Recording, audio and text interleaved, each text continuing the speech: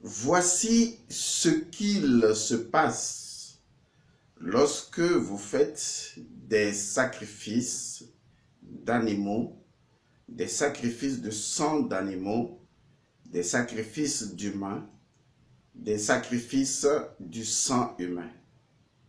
Voici ce qu'il se passe. Bonjour, bonsoir, chères toutes, chers tous. Heureux de vous retrouver dans cette nouvelle capsule. Je sais que beaucoup de personnes qui suivent mes capsules apprennent beaucoup. J'ai de très bons retours et ça me réjouit le cœur. Et une chose est certaine, notre mission, c'est de vous aider à avoir une meilleure vision de vous-même. Vous savez, la vision, c'est l'intuition qu'on a de quelque chose de possible. Même si, au niveau logique, on n'a pas encore mis la main sur cette chose. Vous avez une intuition d'un possible. Et c'est une certitude pour vous dans votre vie. Au fond de vous, vous savez que vous êtes destiné à quelque chose d'extraordinaire, de grand. Vous le sentez au plus profond de vous. Vous avez cette intuition de cette possibilité de votre grandeur. Et vous êtes même prêt à faire tout pour y arriver. Mais justement, si vous connaissiez le monde spirituel et son modus operandi, le choix, les décisions, les choses pourraient être plus simples pour vous. Le fait est que la majorité des personnes qui ont cette intuition d'un possible futur, cette vision, ces personnes n'ont généralement pas été moulées dans les connaissances de la loi naturelle.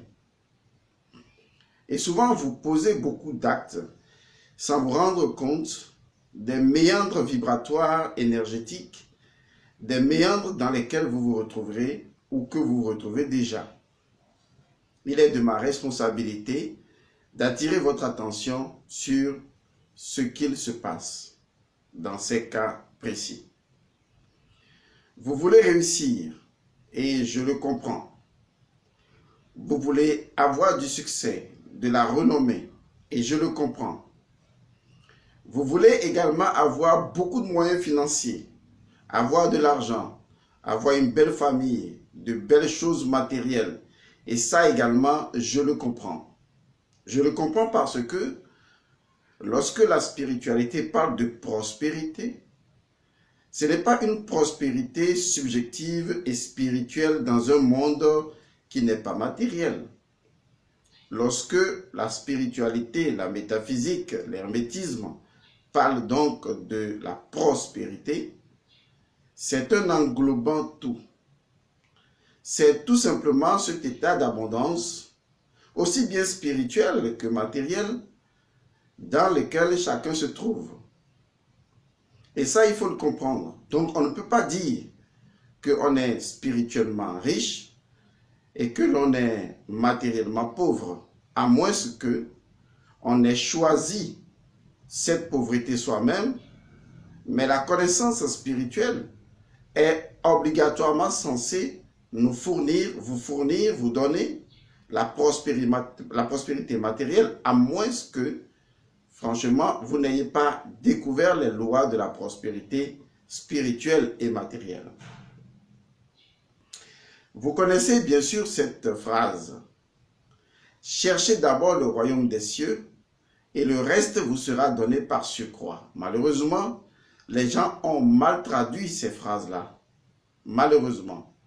Parce qu'ils ont fait croire, les religieux, aux gens que les choses de ce monde n'étaient pas d'importance. Même si métaphysiquement on le comprend.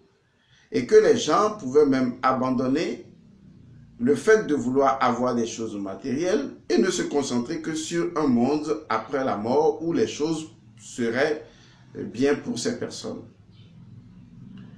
Et pourtant, Ce n'est pas comme ça qu'il faut expliquer cette phrase. Ce n'est pas une phrase de Jésus de Nazareth. Ce n'est pas une phrase biblique, c'est un principe universel. Déjà, nos ancêtres connaissaient ce principe. Et ils avaient une façon de le dire que je vais traduire en français, même si ce n'est pas vraiment ce que le français va nous permettre de comprendre. On dit chez nous que c'est lorsque ça remplit la bouche que ça déborde dans les barbes. Lorsque ça remplit la bouche, ça déborde dans la barbe. C'est normal. Parce que l'Africain savait que c'est le monde spirituel, le monde invisible, qui produit la prospérité. Et d'ailleurs, toutes nos traditions avaient ce qu'on appelle des rituels de gratitude aux forces de la nature, ce que vous ne faites plus aujourd'hui, pour les remercier de la prospérité matérielle et pour justement les encourager à nous donner encore plus matériellement. Mais aujourd'hui, étant donné que les gens ont oublié cet ensemble d'attitudes spirituelles qui pourraient leur permettre de conquérir les entités, c'est-à-dire les énergies spirituelles, capables de produire les choses matérielles, au lieu de les faire dans la sainteté intérieure et dans la dignité spirituelle, eh bien, beaucoup de personnes ont opté pour, sans le savoir, la magie obscure, la magie noire. La magie est tout autour de nous. Et puis encore, la magie noire est tout autour de nous, mais vous ne le savez pas. Il vous arrive même de confondre la magie pure avec la magie noire. Parce que souvent, ce qui les différencie, c'est le paradigme éthique et moral. Or, on sait bien sûr que les gens ne maîtrisent pas le paradigme éthique, même s'ils ont un paradigme moral qui en fait est susceptible de changement, puisque la morale n'est pas universelle, elle est propre justement à des contrées, des coutumes, des lieux donnés, et même à des époques. Par contre, l'éthique est fondamentalement transcendante et se réfère au Necheru, aux lois universelles qui nous guident. Malheureusement, beaucoup de personnes ont renoncé à ces principes primordiaux de la nature et se sont vendus, n'est-ce pas, à la morale qui pourrait provenir d'ailleurs de la loi du plus fort. Parce que vous savez, quand le plus fort gouverne le monde, il peut vous dire, bon, à partir de maintenant, je voudrais que on légifère cette chose-là, par exemple. Parce que on voudrait que cela soit acceptable par tout le monde et ça peut devenir la norme. Puisque la morale, c'est justement une norme sur laquelle, ou des normes sur lesquelles on s'entend. Et on sait même que si la majorité n'est pas d'accord, à partir du moment où le pouvoir parle et le pouvoir de l'argent parle, ça finit donc par s'imposer. Vous allez remarquer cela tout autour de vous. Il fut un temps, certaines tenues ne pouvaient pas être portées par les jeunes filles. Aujourd'hui, vous savez que la norme même qui est vendue sur le plan international, sur les chaînes de télévision, la norme justement autorise même de déshabiller la femme. Donc aujourd'hui, on peut se demander, la morale, c'est concrètement quoi? Donc on a vraiment un problème. Et quand on a ces petites choses que l'on minimise, alors que ce sont les petites roues qui font tourner les grandes roues, lorsqu'on ignore ces petites choses, on se rend compte finalement que on est dans un bourbier parce que on ne se rend même pas compte que on a entassé une série de vibrations apparemment normales, mais qui, in fine, se sont avérées ou s'avèrent finalement être des énergies de magie noire. Donc nous produisons, sans nous en rendre compte, soit avec notre consentement ou sans notre consentement, nous produisons de la magie noire et ça se passe tout le temps. J'ai fait donc ce petit encart pour vous permettre justement d'apprécier du point de vue moral ce qui va suivre parce que ce que je vais dire ne sera pas acceptable par tout le monde, mais comme je parle métaphysique et je parle des principes, je vais essayer quand même de me faire comprendre par vous et j'espère que beaucoup de personnes comprendront ce que je vais dire. Donc, pour me répéter, la magie noire circule partout, tout autour de nous. Nous la produisons nous-mêmes parce que nous n'avons plus l'éthique. Nous avons un décalage moral qui est le fruit d'une aliénation spirituelle. Et à partir de ce moment-là, Nous prenons même pour moral ce qui n'est pas moral et nous validons ces informations par notre âme. Nous rentrons dans ce processus énergétique. Nous vivons cette communauté égrégorique-là sans nous rendre compte que nous sommes justement malmenés par la magie noire et nous reproduisons le même schéma sur notre famille, nos enfants, les amis et tout le monde. Sans nous rendre compte que c'est justement de la magie noire parce que la connaissance principielle, authentique et originale a été dérobée à notre vue et justement, n'ayant pas accès, vous ne savez pas vraiment ce qui est l'amour au-dessus du bien et du mal.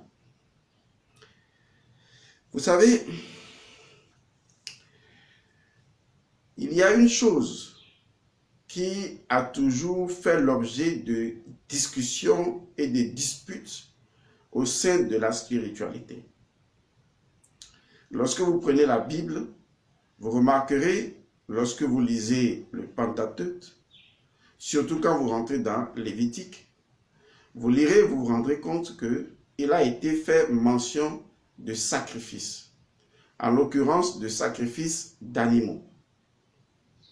L'histoire nous a montré que avant le sacrifice d'animaux, Dieu était d'accord pour des sacrifices humains. La preuve, il a demandé justement à Abraham de bien vouloir lui sacrifier son fils. Donc la possibilité existait, même si on vous fait croire qu'il voulait justement tester la foi d'Abraham. Bon, le Dieu connaissant tout veut tester. Bon, il n'est pourtant pas le tentateur. On va rentrer dans les explications de tout cela sur l'autre chaîne, comme j'ai promis, aborder la connaissance de la Bible et la compréhension des principes fondamentaux de la Bible. Mais ce sur quoi j'attire votre attention, c'est que quand vous regardez Lévitique, vous vous rendez compte que c'est véritablement tout ce qu'on pourrait appeler le livre des sacrifices. C'est le livre de la prêtrise sacrificielle, où on tue les animaux, on se sert de leur graisse, on fait ci, on fait ça. Et quand vous lisez Lévitique, s'il y a un mensonge qui a été servi à l'humanité depuis des milliers d'années, c'est précisément la phrase « Dieu a dit ». Parce que à partir du moment où vous entendez « Dieu a dit », vous devenez bête. Puisque qui voudrait aller contre « Dieu a dit » Parce que votre problème, vous voulez savoir qui a dit. Et il est écrit dans un livre que Dieu a dit. Mais on se rend compte après, lorsqu'on suit les écrits, que Dieu lui-même dit n'avoir pas dit. Comme par exemple dans Jérémie, Dieu dira « À quel moment vous ai-je demandé de faire des sacrifices d'animaux ?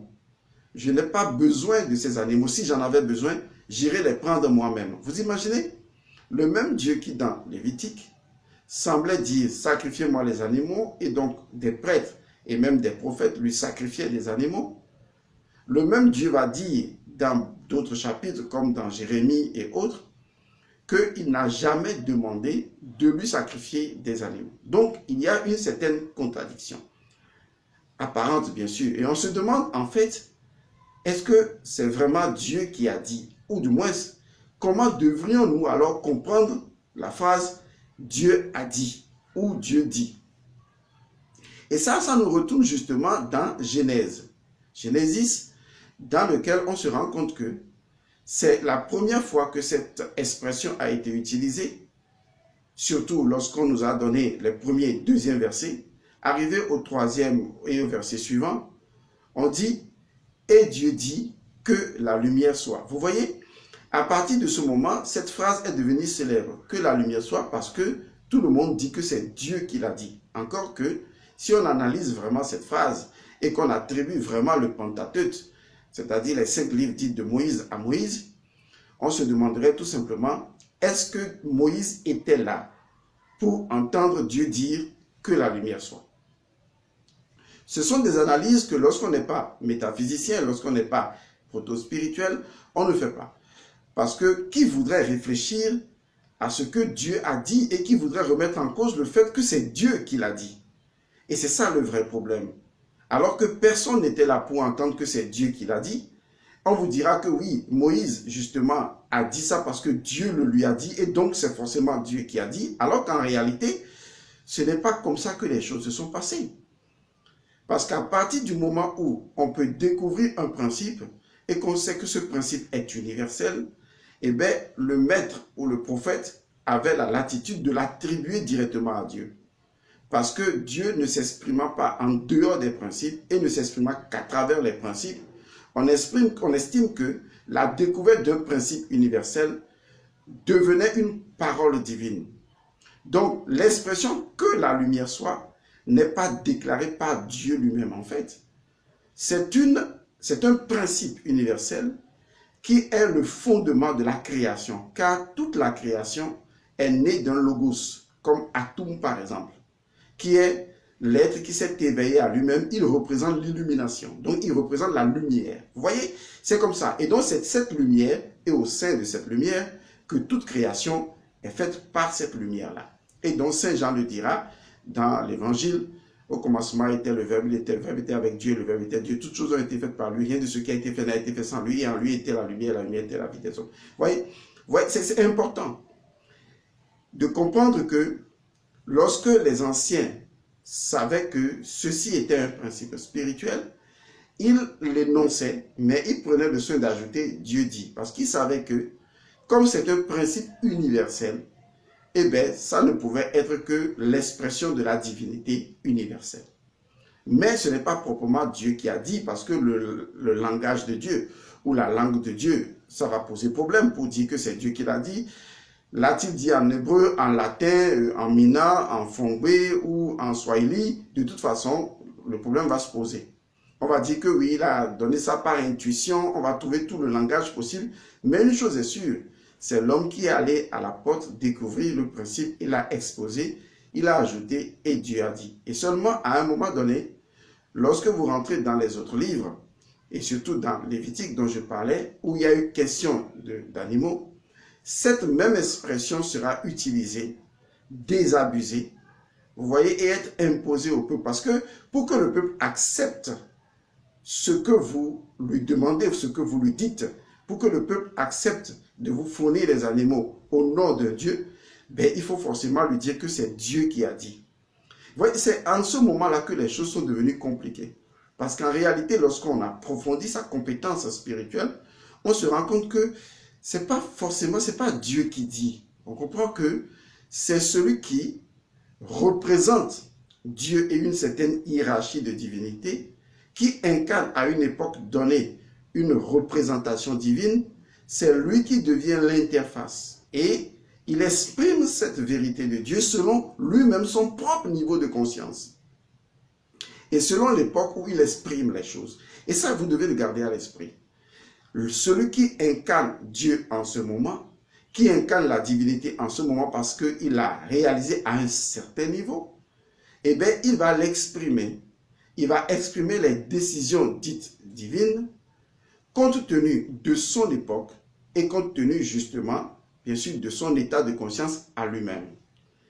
Et donc, ce que la divinité lui dit ou ce qu'il croit entendre de la divinité est lié non seulement à son propre état de conscience, mais également, justement, à l'état de conscience de son milieu, de ce que lui-même il comprend.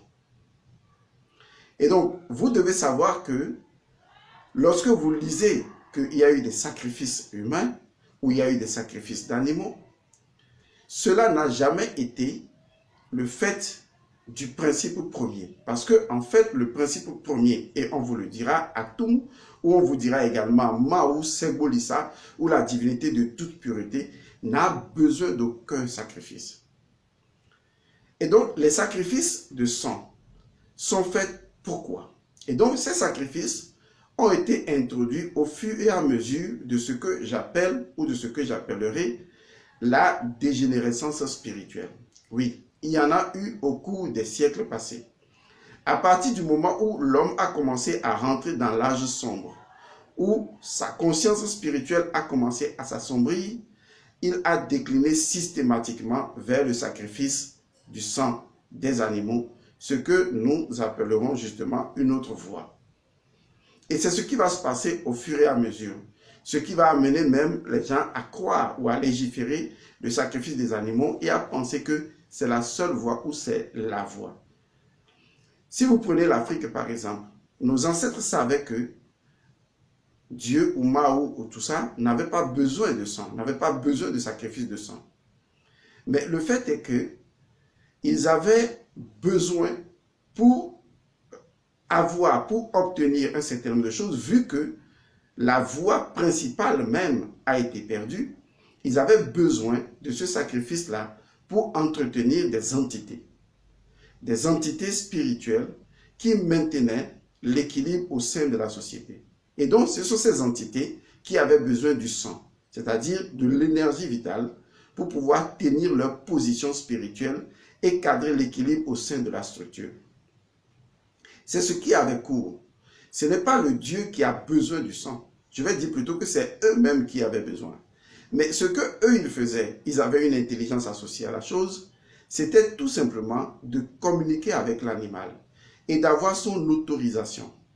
Et donc c'est l'animal lui-même qui mourait de sa propre mort avant même que le sacrifice n'ait lieu, ou c'est la divinité même qui venait tuer l'animal, ou si justement c'est la personne qui devait tuer l'animal, l'individu devait prononcer certaines incantations pour que le sang de l'animal, les entités du sang de l'animal et l'âme de l'animal ne viennent pas se venger de son meurtre. Parce qu'en fait, c'est un meurtre. Et donc, ils avaient préparé tout parce que pour eux, toute vie était importante et toute vie avait une valeur sacrée. Et toute vie pouvait influencer un milieu donné. Parce que lorsqu'une âme est décédée, comme par exemple un martyr dans une société, si des sacrifices n'ont pas été faits, comme par exemple en Côte d'Ivoire, où des milliers de morts sont enregistrés, s'il n'y a pas eu de sacrifice de sang, eh bien ça va engendrer plus de morts, tout simplement parce que ces âmes n'ont pas été apaisées et elles sont en mesure de déstabiliser l'électromagnétisme de la terre de la Côte d'Ivoire et conduire à d'autres sacrifices de sang parce que le sang appelle le sang. Et donc, il n'était pas question, il faut bien le comprendre, lorsque on tue les animaux pour faire des sacrifices, ce n'était pas dans la perspective d'évoluer spirituellement. Et aucun humain ne peut évoluer spirituellement à l'ère du Verseau s'il continue à tuer les animaux, à faire des sacrifices de sang. Je le répète, aucun sacrifice de sang ne peut vous octroyer votre propre réalisation spirituelle. Ce n'est pas possible. Certes, tuer un animal, obtenir son sang, ce qui en fait est une pratique de magie noire, même si c'est une pratique légère de magie noire, qui aura forcément des conséquences parce que le sang, lorsqu'il est versé, et vous le lirez dans la Bible, après Noé, Dieu a dit, mangez de tout ce que vous voulez, mais de tout sang versé, eh bien, je demanderai vengeance, je demanderai réparation. Ce n'est pas Dieu qui le dit en fait. Il est de la nature du sang, lorsqu'il est versé, de revendiquer de la vengeance. Même si c'est le sang d'un animal, lorsqu'il est versé, il demande forcément de la vengeance. Parce que c'est de la nature du sang de demander réparation. Je dis bien, il faut comprendre le principe du sang. C'est dans sa nature de revendiquer la réparation. C'est pour ça que dans la tradition égyptienne, le sang est en relation avec Osiris. Parce que le sang, c'est la nébride, c'est Osiris. Or, Osiris est en même temps le juge des morts. Vous voyez? Donc, nous sommes jugés directement par notre sang. C'est notre sang qui nous juge. C'est notre sang qui prononce le jugement. Et tout sacrifice du sang est un jugement que nous portons sur nous-mêmes. Nous sommes jugés à chaque fois que nous faisons un sacrifice de sang. Même si vous résidez dans des territoires éloignés et vous demandez à un praticien de faire des sacrifices pour vous, et que ce sacrifice-là implique la tuerie des animaux, et donc de verser du sang, ou même du sacrifice humain, si vous voulez des postes politiques ou tout ce que vous voulez, il faut savoir que tôt ou tard, vous avez une dette que la nature vous fera forcément payer. Il n'y a rien à faire. Vous n'y échapperez absolument pas. Parce que le sang se vengera obligatoirement de vous, et ce sacrifice de sang va corrompre votre lignée de sang. Ce sacrifice de sang va souiller votre sang. Et je dis, il n'y a aucun chemin qui passe par le sacrifice du sang des animaux et qui mène à la réalisation spirituelle. La réalisation spirituelle provient de la transformation et de la métamorphose spirituelle. Lorsque votre âme vous arrivez à la prendre en main et à la transmuter. Lorsque vous agissez sur vous-même et que vous changez de l'intérieur, c'est en ce moment-là qu'on peut dire que vous êtes en train d'évoluer. Parce que vous participez en mettant votre énergie en cause. Parce que vous participez en agissant sur votre énergie, en mettant votre énergie dans un mouvement spiralé et d'évolution conscientielle, vous permettez à votre énergie de pouvoir s'expandre. Et c'est ça qui est le vrai chemin. Le vrai chemin, c'est agir sur soi-même pour sa propre transformation. Puisque le fait de tuer des animaux et d'obtenir de leur sang, par exemple, ne vous rendra pas plus sage. Ça n'enlèvera pas la colère qui est en vous. Vous voyez, ça ne diminuera rien votre frustration. Or, ce sont des éléments qu'on appelle les agrégats de matière au niveau de vos émotions astrales que vous devez maîtriser et gérer, transmuter pour pouvoir toucher votre esprit. Le sacrifice du sang des animaux peut vous donner apparemment des pouvoirs si vous voulez. Mais ce sont des entités qui en réalité possèdent ces pouvoirs et qui vous les prêtent selon le contrat que vous avez avec elles. Et un jour viendra, et bien ces entités vous abandonneront. C'est la raison pour laquelle, dans certaines traditions africaines, le père dira, si je te révèle mon secret, je meurs. Et tu ne peux avoir mon secret que lorsque je meurs. C'est en ce moment que je te donne mon secret. Parce que son secret est lié à sa vie. Et donc, à partir du moment où il donne ce secret, bien, il doit mourir. Et ça, c'est un contrat. Ce n'est pas une évolution spirituelle. Ce n'est pas un développement spirituel. Je vais allumer la clé. Excusez. Donc, c'est pour vous dire que lorsque vous décidez, vous demandez que l'on tue des animaux pour vous, parce que vous avez des problèmes, vous aimez souvent supprimer les problèmes. Vous n'aimez pas les régler, les solutionner. Vous n'aimez pas les guérir. Vous aimez les soigner. À la limite, même, vous aimez les saupoudrer. Vous aimez même souvent les mettre en veilleuse de façon temporaire. Parce que pour vous, ce qui importe, c'est l'immédiateté. C'est un mot que j'ai inventé, excusez-moi. Vous aimez l'immédiateté. Si tout de suite, là, on peut vous aider à gravir un échelon, on peut vous aider à obtenir ce poste, quel que soit ce que cela vous coûte par derrière, vous vous en foutez. Ce qui est important pour vous, ce n'est pas votre développement spirituel, ce n'est pas votre transformation, ce n'est pas votre implication énergétique dans ce qui se passe. Ce n'est pas votre responsabilité intérieure qui est mise en cause. Ce qui vous importe, c'est que je veux ce poste, qu'on n'a qu'à me faire les choses, débrouillez-vous, faites-moi, moi je vous donne de l'argent. Et vous pensez à tort que le fait d'avoir donné l'argent était une juste compensation de ce que justement vous n'aurez plus de conséquences. Vous l'aurez. Parce que tout sacrifice qui a été fait pour vous, qui a été fait en votre nom est lié à votre âme, qui est lié à votre sang.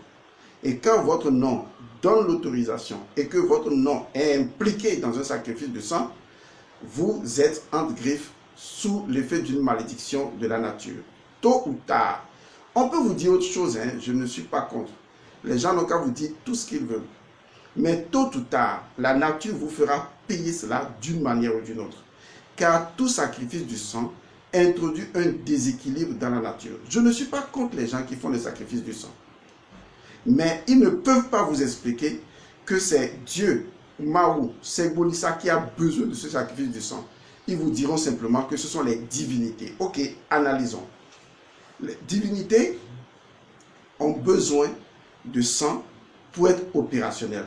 Finalement, on parle de quelle divinité? C'est ça la question. Ou est-ce que nous parlons de divinité ou nous parlons de fétiche? Parce que c'est des choses que les gens confondent souvent. Il faut d'abord qu'on se pose la question de savoir qu'est-ce qu'une divinité? Ou retourner dans le principe de base, qu'est-ce qu'un éther? Il faut donc qu'on se pose la question. Et qu'est-ce qu'un fétiche? Parce que si vous mettez en place un fétiche, vous avez forcément besoin du sang pour nourrir le fétiche, puisque le fétiche ne peut pas être opérationnel de lui-même. Il a besoin du sang pour être opérationnel. Il tire dans le sang de l'énergie, de puissance. Il tire dans le sang le cap. Vous voyez? Et c'est avec ce cap qu'il peut être opérationnel. Et une fois que vous avez tissé cette relation, il n'y a rien à faire. Vous devez renouveler le rituel. Parce que si vous ne renouvelez pas le rituel, vous serez sous le coup de cette divinité ou entité ou fétiche. Parce qu'une fois que vous l'avez sollicité pour travailler, et que vous ne pouvez pas le détruire, parce que si vous le détruisez, toute votre charpente va s'écrouler et donc vous êtes obligé de l'entretenir. Et si vous l'entretenez, eh bien, vous renforcez le lien. Et si vous ne l'entretenez pas, cette divinité se met en colère contre vous et va commencer à déstructurer tout ce qu'elle avait fait de par le passé à vos ancêtres, mais va imputer ça à vous. Et à partir du moment où elle l'impute à vous, elle vous impose de venir justement honorer le sang, le sacrifice ou le pacte. Et donc, finalement, est-ce que vous êtes libre? Où se trouve votre autonomie intérieure, votre souveraineté spirituelle? Vous n'en avez pas. Vous êtes soumis à cette entité ou à ce fétiche-là. Et ça, ce sont des gens qui vous ont lié à cela. Et donc, quand vous demandez aux gens de travailler pour vous dans les villages et que vous les autorisez, ou bien posez-leur la question, ce que tu veux faire pour moi, est-ce que ça implique de tuer un animal ou de tuer un humain? Il faut que de sa bouche, il vous dise non, je ne le ferai pas. Et vous lui dites, je n'associe mon nom à rien de tout ça. S'il doit y avoir du sang, je ne veux pas. À partir du moment où vous vous désengagez, c'est lui qui sera responsable. Mais si vous ne vous désengagez pas, ou vous ne le précisez pas et vous le laissez faire, vous êtes responsable et il n'y a rien à faire. Les enfants de vos enfants devront écoper de cette responsabilité. Et il y aura des conséquences pour ça. Sachez une chose que j'ai apprise tout au long de ma carrière spirituelle. Je vais le dire de façon brute et corriger ensuite. Parce que c'est une expression, je dois le dire, je dois l'exprimer comme ça d'abord. Et ensuite, on va corriger ça. Sachez que la nature ne pardonne pas. Et ça, c'est quelque chose qui doit rester dans votre crâne. Vous pouvez dire que Dieu pardonne tout. Il a toujours fait. Mais la nature ne pardonne pas. En fait, on ne devrait pas dire ça comme ça parce que la nature elle-même, elle pardonne puisqu'elle vous accueille dans son sein. Les gens croient souvent que le pardon devait effacer une faute commise. Non. Ce qu'on veut dire par l'expression la nature ne pardonne pas signifie que même si demain vous faites des purifications dans ce domaine-là parce que vous avez tué des gens, vous avez versé du sang, et je parle des gens qui versent le sang même en politique ou tuent, et que vous pensez que les rituels suffiront, ou que vous tuez des animaux et vous dites non, demain il n'y aura rien, sachez que la loi fonctionnelle de la nature, c'est la causalité. Et la nature, elle est vengeresse. Elle rédime toujours, d'une manière ou d'une autre. Elle vous fera payer inexorablement ce que vous avez fait. Et si vous faites des sacrifices de sang d'animaux qui impliquent la tuerie des âmes animales, tôt ou tard, quel que soit le bénéfice que vous aurez de ce que vous aurez fait, je vous assure, sachez que comme une graine qu'on plante dans la terre et ça donne un épi, ce que vous allez récolter matériellement, ce ne sera qu'une graine en termes de matière, de possession, mais les conséquences, elles seront comme multipliées, décuplées, et vous allez en assumer les conséquences. Il faut faire très attention, parce qu'il n'y a rien de plus dangereux que les pactes de sang que l'on tisse indirectement derrière vous, parce que vous avez dit oui, fais-moi ça. Et ça, il faut faire maintenant dans la bonne spiritualité, à savoir, c'est votre propre transformation intérieure qui amène le changement autour de vous, comme le soleil qui fait graviter cette galaxie. Je vous remercie.